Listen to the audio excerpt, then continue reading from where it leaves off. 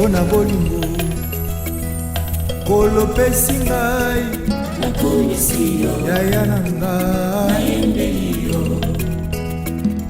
mpona bolingo kolopesi ngai Yeswe oh Yeswe kolo Yesu Zambe beka o mpona nga Zambe beka o kolo Yesu Zambe tanzela nalola mwana Nzambe oyo kiti soni akomema masumu na biso bato soni na miso fola ngai Yesu fi mondimi oza malamu Nzambe monene ondimi oya lokola ngai na nzoto ya moto Nzambe nelia tikala yemba nzembo Nzambe na ngai osantu na lola جزيرة كوتشان وبالتحديد من الساحل الغربي وليس الساحل الشرقي. الساحل الشرقي هو المليء بالسواح ومناطق الاستحمام. أنا هنا في الجانب الخالي الذي تقريبا لم يستغل بعد، ما زالت الطبيعة كما هي. وأنا هنا سأوضح شيء هام جدا. تكلمت كثيرا عن إن ممكن في بلادنا نزرع أشجار في شواطئ البحار لتحمي الأرض من التآكل. لم يسمع أحد بكلامي واعتقدوا أنني أهزي. هناك من يقول أنت تتكلم عن أشجار المانجروفن، وأشجار المانجروفن تنبت عندما تهبط الأنهار في داخل المحيط، أي إنها تنبت في المياه الممتزجة ما بين المياه الحلوة والمياه المالحة. وهنا بأؤكد كذب وخطأ هذه المعلومة. ليست أشجار المانجروفن وحدها هي التي تنبت في المياه المالحة، وإن كانت تنبت في المياه المالحة، وسأريكم الآن الصورة الحية التي تؤكد ذلك. هناك أنواع كثيرة تنبت في المياه المالحة غير أشجار المانجروفن.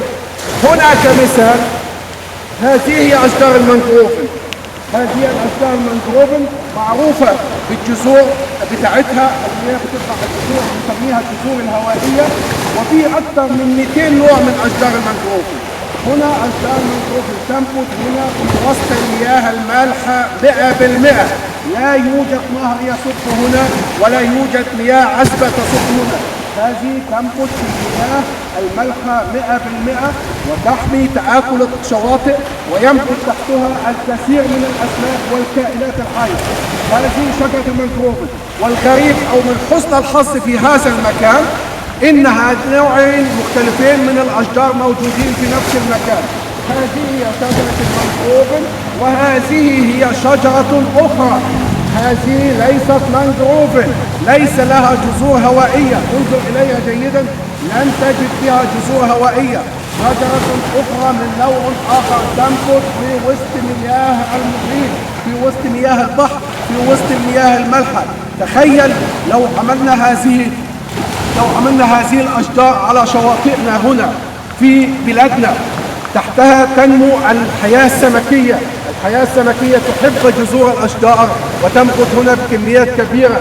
الأشجار تعمل ظلال على الشواطئ يستفيد بها الناس والمصطادين الشواطئ.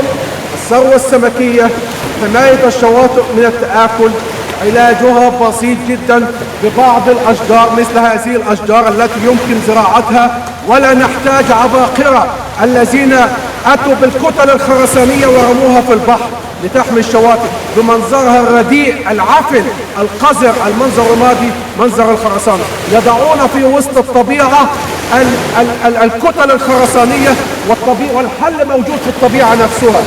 هذه أشجار المانجروفن تنبت في المياه المالحة وتصلح للزراعة على شواطئ البحار وشواطئ الاستحمام عندنا. وهذا نوع آخر تماما من الأشجار غير أشجار المندروب ينبت الآن في وسط المياه المالحة، وهو احنا زي ما احنا شايفين الشجر لونه اخضر جدا ومورق ويعمل جميل وشيء من الظل وشيء ومنظر جميل، منظر جميل جدا. علاجه بسيط، لا يكلف الكثير من النقود ولكن يكلف بعضا من الفكر. تحياتي وأنقل لكم الفكر وأنقل لكم حديثي عن الأشجار التي تنبت في المياه المالحة للمرة 50 والمرة 60 أتكلم عنها.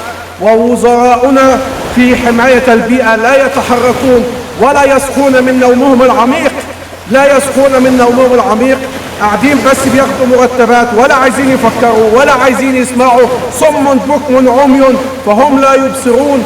أشياء غريبة جدا، والعلاج موجود في الطبيعة ولا أحد يتحرك. ولكن يعملوا مشاريع الخرسانة المسلحة التي تكلف الملايين، ربما لأن في مشاريع الملايين يستطيعوا أن يسرقوا بعض النقود، أما في مشروع الأشجار الرخيص الذي لن يكلف كثيرا لا يتحركوا ولا يصحوا من نومهم العميق. تحياتي من غرب جزيرة كوتشانك، وأتمنى أن أحد المسؤولين يستيقظ من نومه العميق ويحاول أن يحمي شواطئ دلتا نهر النيل ودلتا البحر المتوسط بفكرة الأشجار البسيطة التي لا تكلف شيء. إن كان لا يعرف مكانها فأقول له عندما تأتي بالسفينة إلى جزيرة كوتشانك ولا تدخل على الجانب الشرقي، ادخل على الشاطئ الغربي. أول مخرج ترابي يمكنك أن تصل به ستجد نفسك في المكان الذي أنا فيه. الشجرة موجودة ومعروفة وليست سرا ولا تحتاج عبقرية، ولكن تحتاج فكر متفتح يقبل ما هو الجديد. تحيات أحمد الشهاوي من جزيرة كوتشانك في تايلاند.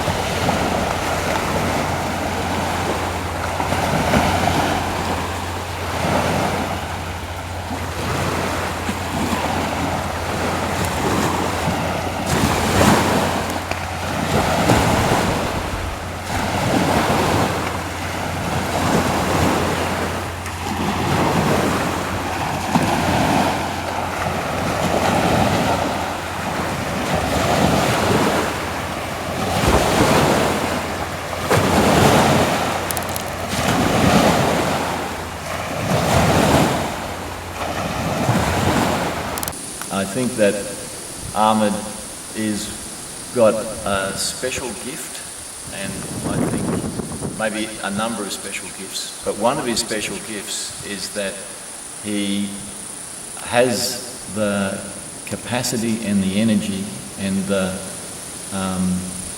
sort of ability to bring people together in very unexpected ways. Ahmed is a very easy connector of people across different cultures and in different moments in time.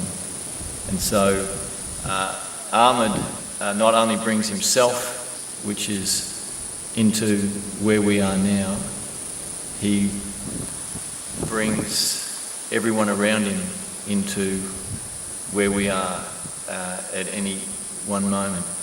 And so Ahmed is a very peaceful and man who's interested in everything around him and in the people around him in particular. And so he has that sort of spirit where he attracts people to him, and he attracts the good nature of people to him. He brings out the good nature in the people around him because of the energy he gives out.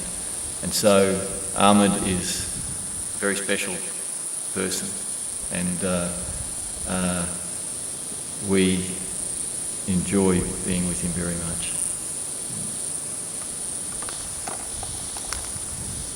My name's Lenore Howard, and I'm come from far north Queensland in Australia, and I've known Ahmed now since March, and this is December, just before Christmas here, and we are in a very remote area of the far north Queensland,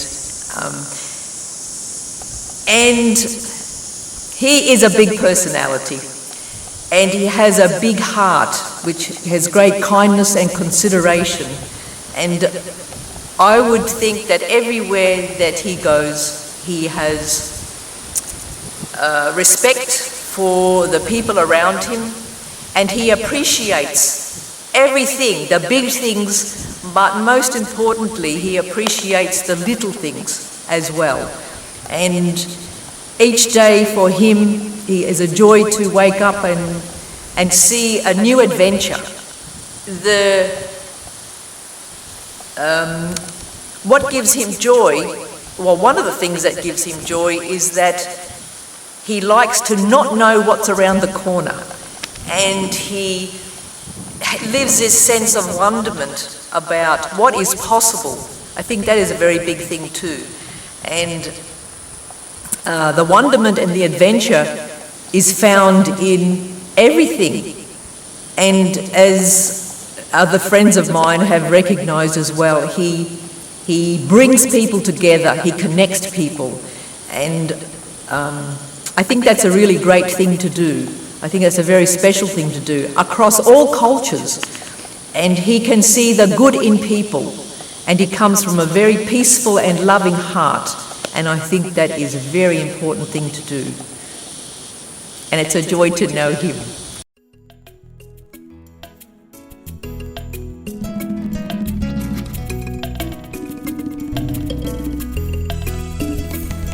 Ona bolingo kolopesi ngai yaya na ngai ona bolingo kolopesi ngai Yeswe oh Yeswe kolo Yesu Zambe Bekao Bonanga Zambe Bekao Bono Yesu Zambe Danzela na lola Mwana Zambe Oyo kite sonya komema masumu na biso bato soni na miso mpona ngai Yesu fi mondimi oza malamu Nzambe monene ondimi oya lokola ngai na nzoto ya moto Nzambe Nelia tika na ye manzebo Nzambe na ngai osantu na lola onyokoma mpona masumu na ngai mponga na bika ye naza motuya na miso na yo tika na vanda na sia makolo na yo kino suka ya nzela mpona kimia na motema kolopesi ngai yaya na ngai mpona kimia na motema kolopesi ngai o Yeswe